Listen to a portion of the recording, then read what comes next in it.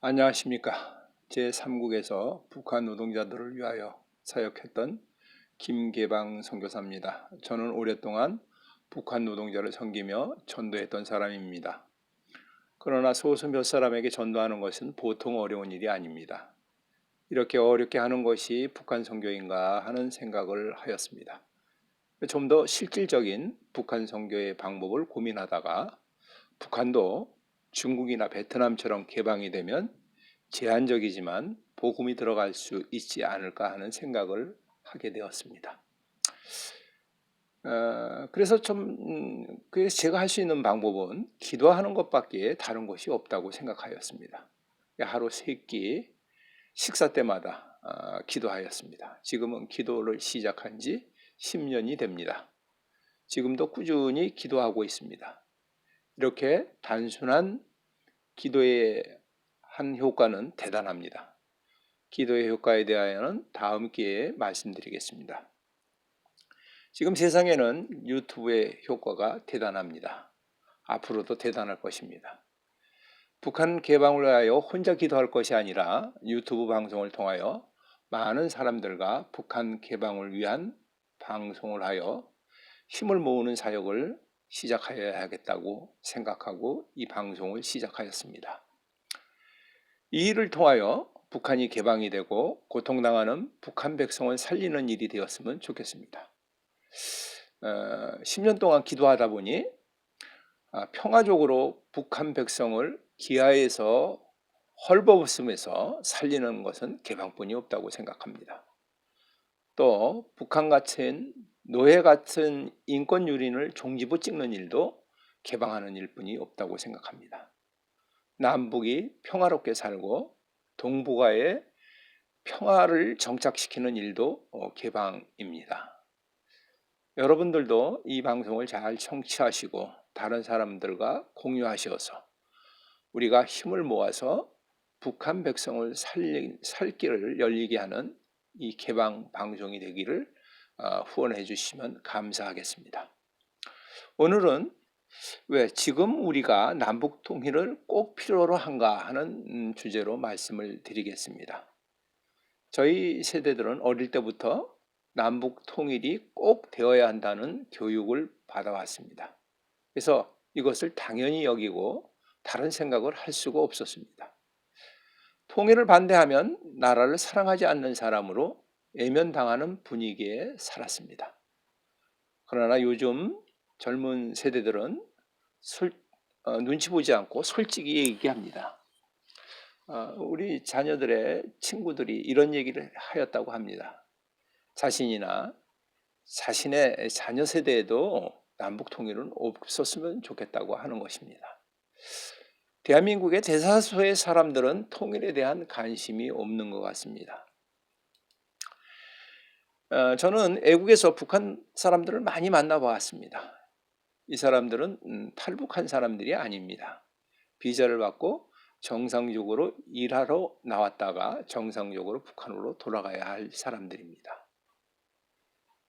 여러 사람들이 있을 때는 잘 얘기하지 않지만 개인적으로 단둘이 있을 때면 궁금한 것을 많이 물어보게 합니다.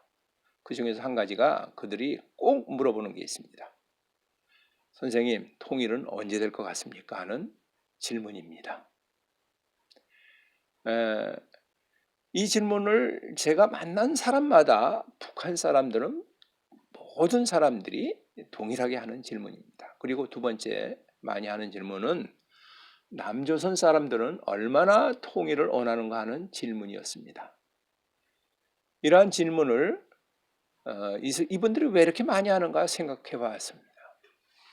북한 사람들은 통일이 되면 잘 살 수 있다고 어려서부터 교육을 받고 세뇌를 받았기 때문이 아닌가 생각합니다. 북한 사람들은 현재의 모든 어려움을 해결하는 방법은 통일이 되어야만 한다고 하는 것입니다. 그래서 그렇게 통일을 원하는 것이 아닌가 하는 생각을 합니다. 저는 그런 질문에 이렇게 답변합니다. 남한 사람 중에는 절반은 통일을 원하는데 절반은 통일을 원하지 않고 있습니다. 이런 얘기를 하면 북한 사람들은 어떻게 한민족인데 그렇게 얘기할 수 있느냐라고 항변을 합니다. 저는 이렇게 답변을 합니다. 큰 집이 한 400억 재산을 가지고 있고 작은 집이 한 1억 정도 갖고 있는데 두 집이 합하자고 그러면 큰 집이 좋아하겠느냐 하는 말로 되물어 봅니다. 어느 정도 형편이 비슷해야 합할 수 있지 않겠습니까 하는 것입니다. 그리고 여기 외국에 나와서 일하러 오신 분들은 돈을 많이 벌어서 나라가 잘 살게 되면 통일이 절로 될 것이라고 열심히 일해서 돈을 버는 것이 통일을 앞당기는 일이라고 답변하기도 합니다. 지금 정부는 금방이라도 남북이 통일할 것 같은 자세를 가지고 있습니다. 남북이 평화조약을 맺고 미군이 철수하면 연방제 통일이 쉽게 될 것 같다고 생각하고 있습니다. 그러나 전 세계 역사를 살펴보면 협의하여 통일한 경우는 별로 없습니다. 너무나 다른 체제에서 살아온 사람들입니다. 그것도 70년 동안 다른 체제에서 살아온 사람입니다. 남한의 통일을 원하는 사람은 겨우 8%뿐이 없다고 합니다. 결혼할 생각을 없는 사람을 강제로 결혼을 시키는 것과 비슷하다고 생각합니다. 북한의 김일성은 북한 정부가 수립한 때부터 지금까지 적화 통일의 꿈을 한 번도 버린 적이 없습니다. 김정은이도 2013년 3월에 3년 안에 남한을 무력 통일시키겠다고 선포했습니다. 이 사실은 국회에서 10월 18일 날 정보원장이 증언하였습니다. 김정은은 남쪽의 민주 남부 애국 역량들이 들고 일어나면 전쟁을 선포하고 남조선 인민을 해방시키겠다고 하였습니다. 이들은 한결같이 남조선 인민을 해방시키겠다는 것입니다. 남한이 흡수통일을 꿈꾸는 것도 마찬가지입니다. 낮은 단계의 연방제를 하면 잘 살고 인구도 많은 우리가 주도권을 가지고 통일을 할 수 있다고 하는 것이겠죠. 서독이 동독을 흡수통일한 것처럼 말이죠. 근데 만일 북한이 흡수통일하면 어떻게 될까요? 세계 유례를 찾아볼 수 없는 끔찍한 숙청 작업이 시작될 것입니다. 베트남의 경우에는 평화를 주장하며 전쟁을 반대하고 북쪽에 대하여 호의적으로 발언하던 사람들이 먼저들 다 숙청됐습니다. 베트남에 남아있던 오만의 간첩들이 먼저 다 숙청이 됐습니다. 한국전쟁 때도 휴전협정이 되고 북한 병사들이 북한으로 돌아가서는 얼마 안 있다가 모조리 숙청되었다고 합니다. 자유세상에 살았던 사람들은 북한 정부 안에서는 5천만 백성 중에서 얼마나 살아남을 수 있을까요? 남북한의 인구를 비교하면 남한이 한 2,700만 명 정도 많습니다. 북한이 흡수통일을 한다 그러면 남한에 적어도 3천만 명은 죽어야만이 북한이 국가를 운영하기에 용이할 것입니다.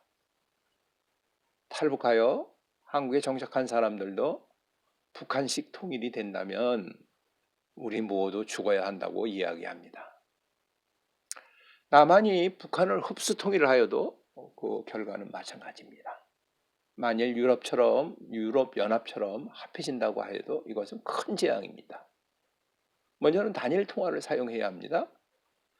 북한의 노동자에게 남한과 비슷한 임금을 주어야 합니다. 그러나 북한의 노동자들은 임금만큼 일을 하지 못할 것입니다.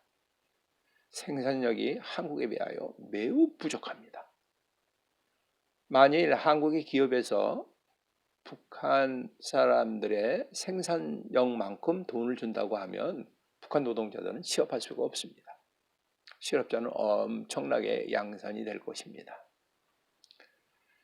독일은 통일이 되어서 엄청난 어려움을 겪었습니다. 서독과 동독은 남북에처럼 차이가 많이 나지 않았습니다. 현재 한국 기업들이 탈북자를 잘 사용하지 못하는 원인도 여기에 있습니다. 북한 노동자 중에 중국이나 러시아에서는 일을 잘하던 사람들도 한국에 가면 대부분 일을 따라가지 못합니다. 북한의 건축 기능공으로 그 외국에서 돈을 많이 번 사람들이라도 한국에서는 한국 기능공과 함께 일하다 보면 작업하다 죽을 것 같다고 합니다. 너무 빨리 하고 너무 힘들게 하기 때문에. 공산국가에 있는 사람들은 자본주의 시스템에 익숙해지려면 최한 10년이 걸립니다. 통일이 된 독일은 10년이 지난 다음에야 동독 사람들이 적응할 수 있었다고 합니다. 독일의 통일은 독일이 개방된 이후에 18년이 지난 다음에 통일을 하였지만 통일로 인한 심각한 후유증을 앓고 말았습니다. 독일 베르린 대학에서 통일에 들어간 비용을 산출하였습니다. 독일의 통일 비용은 1800조가 들어갔다고 합니다. 우리나라 1년 예산에 500조인데 이는 어마어마한 비용입니다. 아마도 우리는 독일의 통일 비용보다 더 많은 돈이 들어갈 것입니다. 69년 수상으로 당선된 빌리 브란트는 동방정책을 통하여 동독과 교류하면서 73년부터 동독에서는 서독의 TV를 시청할 수 있었다고 하였습니다. 72년도부터 통신이나 우편이 오가고 비자 받고 친지 방문을도 자연스럽게 하였습니다. 동독은 18년간 개방한 이후에 통일이 되었습니다. 그리고 그 당시에 동부 유럽 공산국가 중에서는 가장 소득이 높은 나라였습니다. 세대마다 자동차를 보유하고 있었다고 합니다. 남북의 통일은 북한이 중국이나 베트남처럼 개방한 이후에 최소 20년이 지난 다음에 통일이 되어야 합니다. 그리고 독일과 같은 통일이 되어야 부작용이 적을 것 같습니다. 북한의 개방은 개성공단이나 금강산 관광 정도로는 되지가 않습니다. 중국이나 베트남처럼 개방한 것처럼 북한도 해야 합니다. 중국이나 베트남은 개방 도시를 만들어 그것이 부작용이 없는지 있는지를 먼저 확인하고 점차 확대하여 전 국토에 개방 도시로 만들었습니다. 이것도 시간이 굉장히 오래 걸렸습니다. 개방 도시는 공장의 사업주가 직접 채용할 수 있어야 하고 또 직접 작업 지시를 할 수 있어야 합니다. 그리고 직접 봉급을 줘야 됩니다. 개성공단은 사람을 직접 채용할 수가 없었습니다. 작업 지시도 직접 할 수가 없습니다. 봉급도 북한 정부에게 모두 다 바치는 형태였습니다. 북한에 들어가서 지금 평양에서나 여러 곳에서 하는 애국 사업체도 마찬가지입니다. 이런 식으로 작업을 합니다. 이것은 개방 도시가 아닙니다. 아무리 인건비가 저렴하여도 이런 환경에서는 수익을 내기가 굉장히 어렵습니다. 지금은 통일을 서두를 때가 아닙니다. 소독이 동방정책을 사용하여 동독을 개방시킨 것 같이 우리나라도 북한의 개방을 유도하는 정부 정책이 우선되어야 합니다. 그 이후에 통일을 이야기하여야 합니다. 북한과 평화 통일을 하면 나라가 잘 살게 되면 경제적으로 일본을 제압할 수 있다라는 것은 북한을 몰라도 너무 몰라서 하는 서투른 정책입니다. 북한의 개방이 먼저 되고 이후에 통일이 되어야 한반도의 재앙을 막을 수 있다는 것을 말씀드리며 방송을 마치겠습니다.